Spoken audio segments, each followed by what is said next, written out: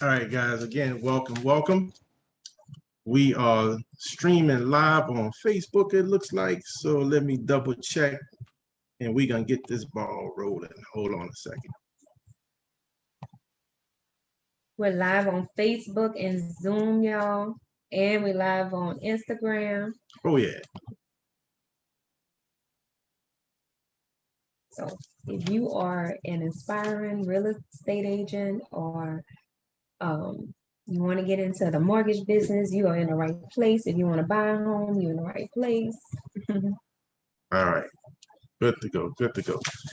All right. So let us get in the record mode because we're going to record this conversation. We believe it's very, very important.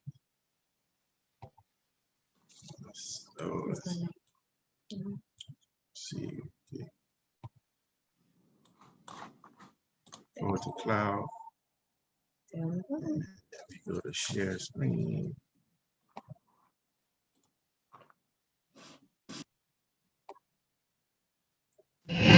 Welcome to the Mortgage Wise radio show and video podcast, where we educate and provide expert advice on personal finance, mortgages, and real estate investing. Show me the money. As a result of what we do, our team has helped hundreds of first-time buyers, experienced buyers, and real estate investors achieve their goals of home ownership. I wonder if there's a connection there.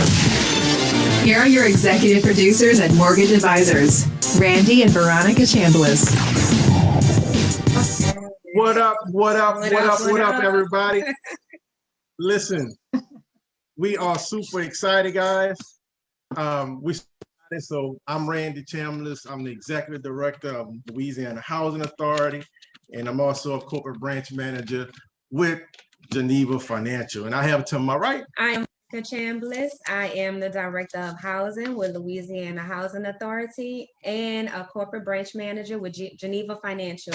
So look, guys, we're just going to dive on in. Today, guys, we're interviewing top real estate producer, Melissa Burns McClendon. She's a realtor, associate broker, and co-owner of NOLA Homes Realty Group.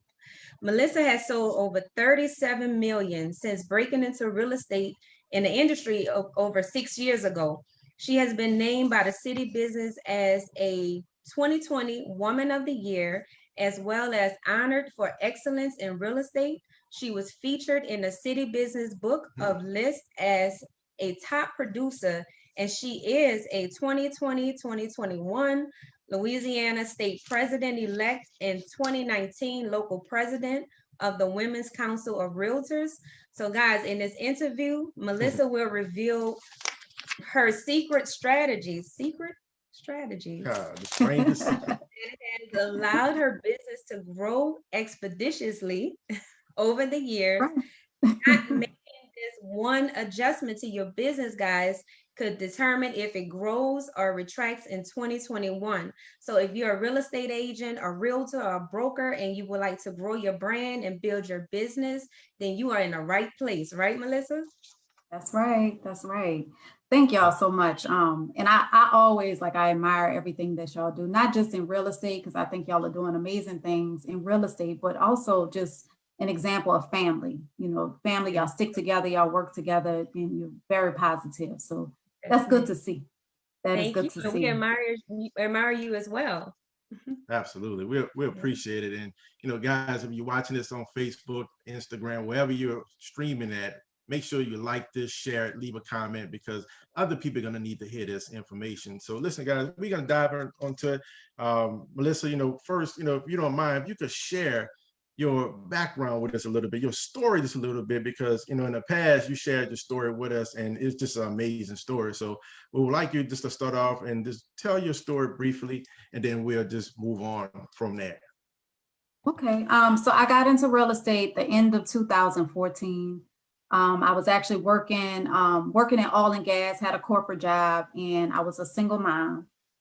Had been divorced for a little while, and I just really wanted a new start. So my new start, I planned on selling my house.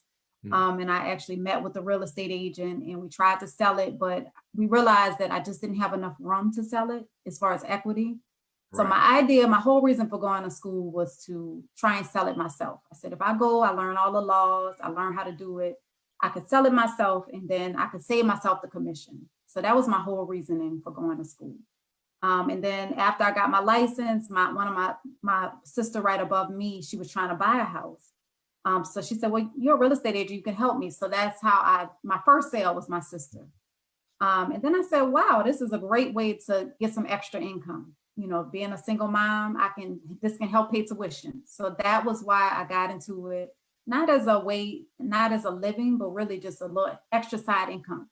But what I found is I just really did a good job of really, service the people I knew very well. And so word of mouth started happening and my business grew. I was working full time and had sold $4 million worth of real estate. So that's when I realized, wait a minute, I can't do both. I can't juggle both. So I set up a plan to do it full time. It was scary because I was by myself. And real estate is up and down, you guys know. So it was a very, very scary thing. But towards the end of 2016, I decided to take a leap and do it full time. And the rest has been history. Yes. Have had a lot of success with it. Yeah. Yeah.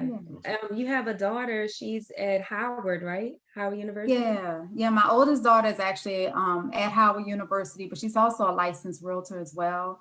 Oh, awesome. And that's something I'm teaching them too. And it's something I did not know. I bought a house when I was young, but didn't really know the importance of it. What I wish that I knew then is ownership and maybe doing a multifamily. So that's what I'm trying to teach them now, and to use real estate to your advantage.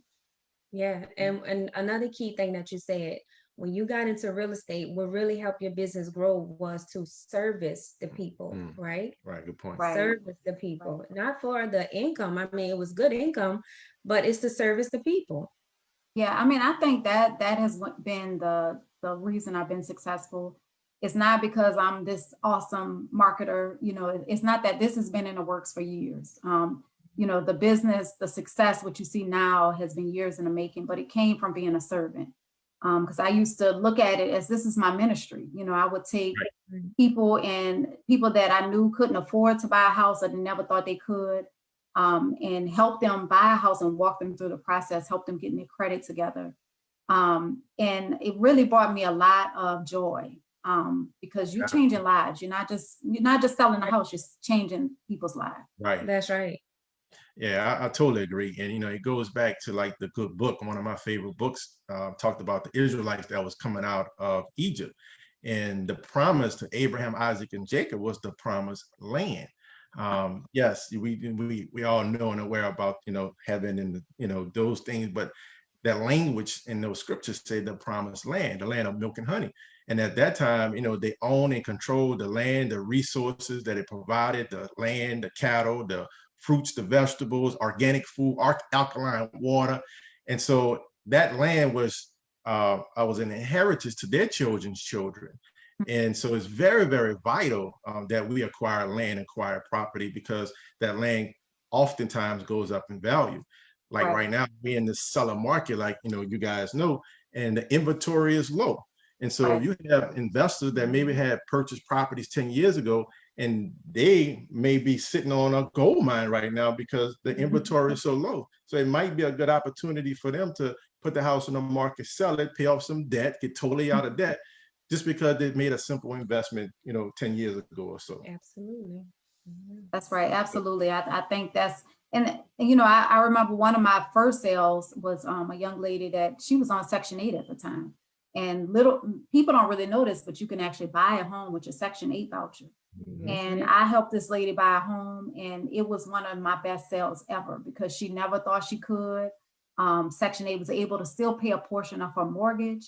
And she was able to be proud of something to show her son that I'm a homeowner. Now, you have no idea what, I know y'all know, but people have no idea what that does for people to be able to say, I own my home.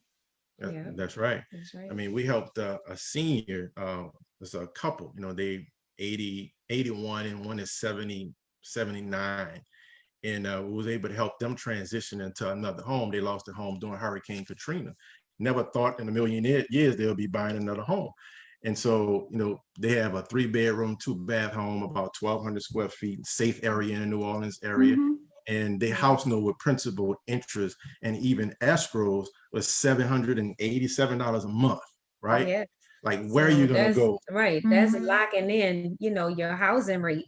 Because I mean, Mhm. think about it. You have, as a landlord, when expenses rises on you, you have to pass that on to your tenants. So that Right. makes what the rate for rent to what increase. Right. So if you want to lock in home ownership, you want to lock in your housing rate, you want to buy a home. Yes. That is the best way right now. Yeah, Yeah. absolutely. Yeah. I And absolutely agree. Mhm. yeah, and then the thing is the fact that home ownership, is just vital, because at the end of the day, we need shelter, water, bread, and clothing for survival. And shelter is a big part of that. And when you're able to serve as many people, I look at, okay, if you want to earn X amount of dollars a month, like we did a show a couple of weeks ago, maybe 3 weeks ago, how to earn $20,000 a month after month persistence in real estate. And we had a lot of different golden nuggets that came out of there, but the biggest piece was that service to many, like you mentioned earlier. You're a servant leader. And so when you're a servant leader, that means that I want to help as many people as possible. I want to create and capture more market share. I don't have to be just in New Orleans. I could be in northern Louisiana. I could be in Texas or whatever it be. But the more people that we serve and help, the more people that be able to become homeowners. I think that's what life is all about, is serving others. And I think Okay. when you don't help others, you don't help others be better, you tend to be a little unhappy. So that's where your happiness comes from. And when you were talking about, renting, look, we've all been renters. I've been a renter, and sometimes your position, you don't have a choice at the time, but you can get out of that situation. And I know I sell a lot of investment property, and I see people, they don't have control over what happens, and, they have to let people in. They don't have a control if the rent goes up on them. And the thing with home ownership is you can sort of control your own destiny. You can control, like you said, the mortgage amount, and you can control, you don't have to have people coming in and out your house. So it really is something, if you can't do it now, work on getting it done later in the future. Absolutely. And listen, that just transitions us to our next piece, is that that strategy that you use. You was open to a conversation. You was open to sharing your strategies, and we appreciate you for that. But what is that secret strategy, or just that strategy that you've used over the last 12 months to 24 months that really took your business to a next level, to another level? So one word: collaboration. I right. like to collaborate. If you follow anything I do, I've collaborated with other mortgage lenders. I collaborate with other realtors, people in the industry. I will connect with them. I will do seminars. I will do Facebook Lives, because I don't know everything. I don't profess to know everything, and I learn so much from other people. And what sets you apart from other realtors is being an expert in your field. So Yes. if I'm gathering all this expert advice from other people, I just keep going higher and higher and being a better realtor. So that's something that I've done a lot. One of my best things I've done is I collaborated with a mortgage lender. I collaborate with you guys all the time. And it has been very, very good to me. But even I have a friend that's a realtor that she specializes in property management. So we put together a program where, okay, I have a lot of investors. So we're gonna come together as a team, because you can evaluate the property as far as rental income, and then I can evaluate it as far as condition, what price you should submit it for. And we have come together as a team, and we call ourselves a dynamic duo, because you can't lose. You got two experts sitting there. And so we've been able to provide a service. And I learned so much from her, as far as a property management and rental side. And so I would have to say that's my key to success. So many people compete. And I don't think you need to compete, because everybody has their own lane. Everybody, you have your own lane, your own expertise, your own style. You're gonna attract certain clients. You don't have to fight for the same clients, because not everybody relates to everybody. That's right. So collaborating and learn from others, I think, is the key. Yeah, that's huge. That's a big word, collaboration, because at the end of the day, you need that team. By the time that person is thinking about or made that first choice, hey, I want to purchase a home. One of the first things that they're going to need is personal development and finances. Like, okay, Do you have your finances in order? If not, okay, here's this person that can help you with your credit, to help you take care of budget. The next is having that lender, having that person get pre-approved.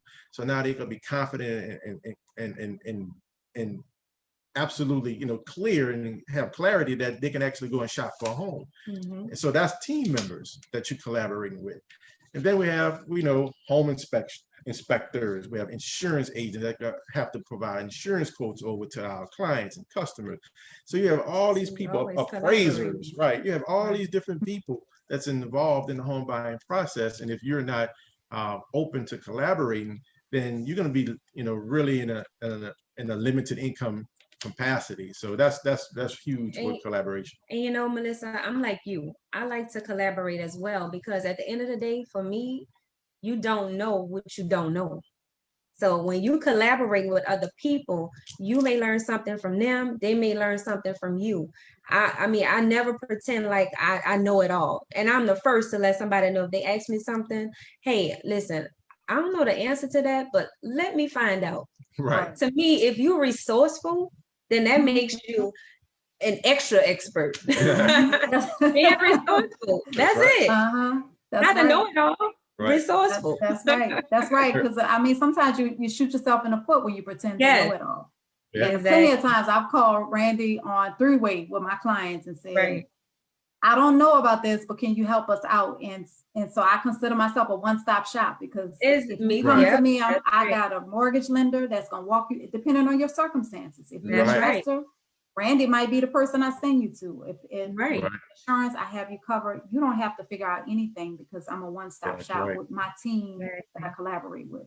That's right. That's right. I heard Tony Robbins make his point. He was like, listen, it's not so much as the lack of resources. You don't have a lack of resources. You have a lack of resourcefulness. And so once you get over that, and like you just mentioned, is the fact that you just got to be resourceful. That's always a solution. You just have to take the time and go and figure it out. And so, collaboration is huge. And I appreciate you for sharing that. Like, at what point did you realize that was necessary collaboration? So I think I've always done it and didn't realize what I was doing, but I think I would say I saw my business increase so much in 2020. And I think a big part of it was collaborating with other people. So I would say that this last year to year and a half, I really realized, wow, this is powerful. And I realized that other people, not that some people aren't doing it, but it's not, the majority aren't doing it. Right. So I realized this is different. So, yeah. And I think a lot of people don't do it. A lot of realtors, I'm speaking of, real estate agents, even brokers, because sometimes fear set in. They're afraid. They may not be totally confident in that particular area. But one of the things I learned from one of my mentors, like, fear is, the acronym is false evidence appearing real, or false expectations appearing real. So we have to combat that with faith. The acronym for faith is, fear ain't in this house, right? I like that. This house. Now we can go out and be, not boastful, just be, extremely confident. Confident that we're going to make it happen. And so I think fear is what sets a lot of people up. But we could get over fear by just the education piece. Once we educate ourselves in that particular area, we'll feel confident we can move forward. Yeah. So that faith is powerful. Faith cancels out fear, because I have fear with different things too, and you got to stand on that faith and knowing that nothing can be taken away from you, because whatever's for you is for you. And that's what I tell myself that all the time, because I'm a human too. We struggle with certain things, but you have to stand on that faith. And the more and more you stand on it, the stronger you get with it. So, right. Absolutely. So I didn't mean to cut you off. Oh, no, you're good. This is a great communication. This is all about, we're just having a conversation, And then before I even jumped into it, just a thought came to mind when you was talking. I remember the first time I stood up to public speak, right? It was about maybe 100 people in the room. Veronica laughing. Yeah. His body stood up, but his mind sat down. I was so amped up. I had a gentleman, and all I was doing was just introducing the gentleman, right? Like, I wasn't even the main I started speaker, praying. Right? I was like, Lord, give him strength, Lord. So you're talking about fear. I remember one of our managers in a mortgage company who was working for in the past, and she had to speak in front of a big group of realtors, like 1,000 of them. She was like, "I'd rather lose an organ than to speak in front of a Oh crowd." Lord. It was hilarious. And I was like, okay, I know what you mean, because the first time I stood out again, I was introducing a gentleman. So I received his bio. So I was reading his bio. So I'm practicing a short bio. He was all in the shower. You know, this man. Then she walked in with the children. Good. You in the shower practicing? I'm like, y'all get out of here. So anyway, I'm in the shower practicing. My thing is, if I do it long enough, I can get it. And so when the lights, cameras came on, and them 100 people were staring right at you, like Veronica said, my body stood up on my mind, said I forgot everything. Everything. I was like, dang, this boy from another country. No. Sweat all up in here, right? So Oh man. But what they did, that made me determined to say, you know what? I'm gonna study speaking. I'm gonna learn how to speak in public. I'm gonna get over this doggone fear, because I can't serve as many if I'm afraid to speak in public, right? That's right. Yeah. So we had to overcome it. The whole point of that conversation. Yeah. And it just takes time and just doing it constantly, and then it's just like it just flows after that. Second nature. Yeah. Exactly. That's something. So that's leading. Let's go to some Q&As. All right. Okay. First question, Melissa. If you can go back in time and coach the rookie Melissa, your first year in the business, right? What's one thing you would share with her that can help her to build her business faster? I would say give the clientele that you have. Everybody around you is your clients. You know, the first thing whenever we interview agents, they're always like, well, how do I get business? Do you give leads? And what I would say is your business is all around you. Everybody you connected to is your business. And if you do right by those people, you know, if you give them 100%, if you just always are nice, if you're always giving, the business will come to you. You don't have to search or go out looking for it. It always comes to you. So that's what I would say. Because when I started getting into it and I wanted to do well, I was like, I was on it. I was marketing. I was doing all this stuff trying to get it. And what I realized is that it comes to you by being the person that you are. So that's what I would give. I would tell people, just look for it around you, because it's going to come to you with the person you are.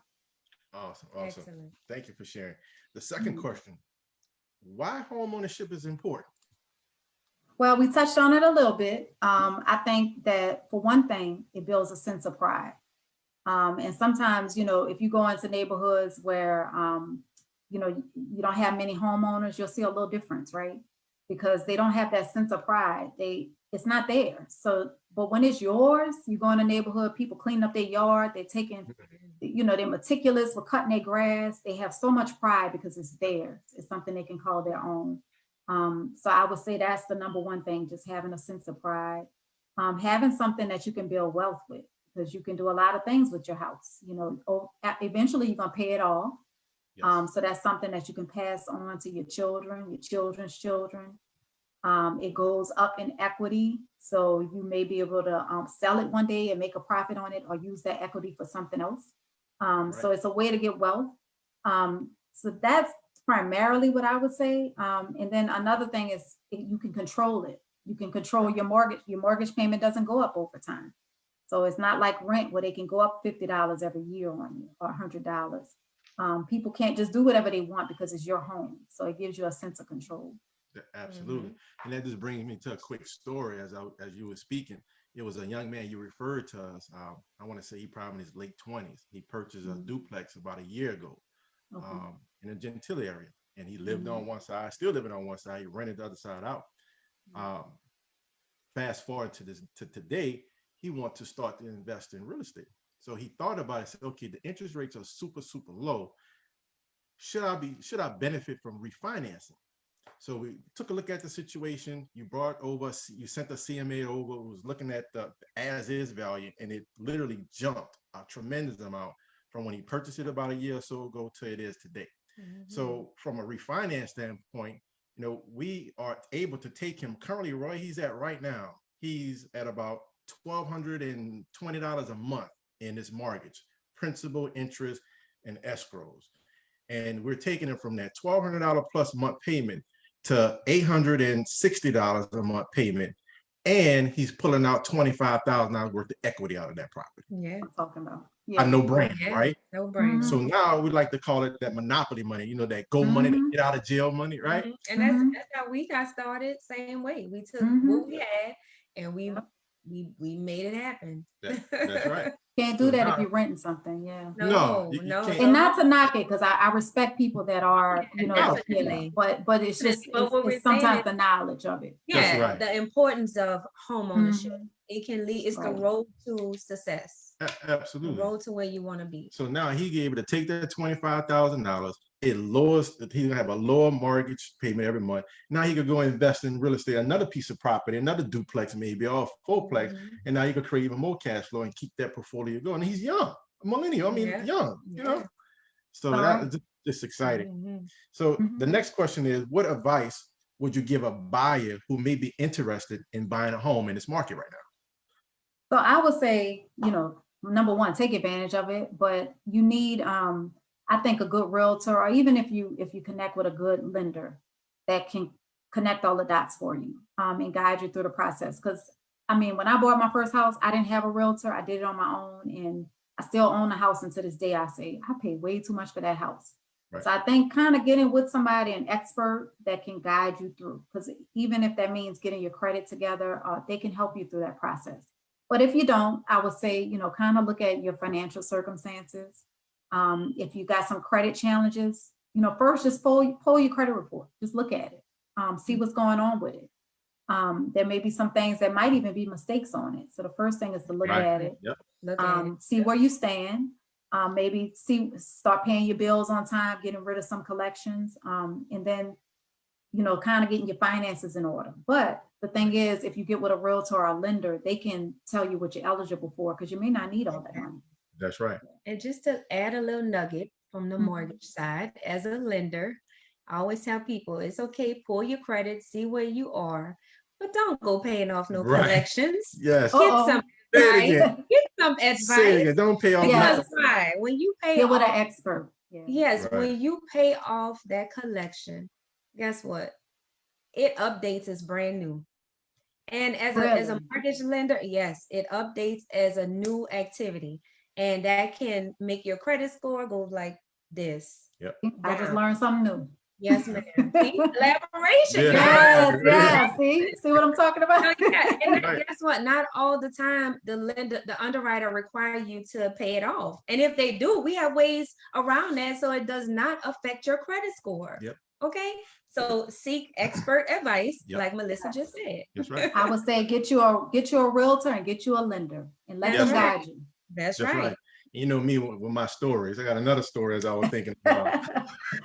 We just helped another elderly lady. She's probably in her late 70s, right? And she had 25 different accounts open, like literally. And each account she paid maybe $35 for this account a month.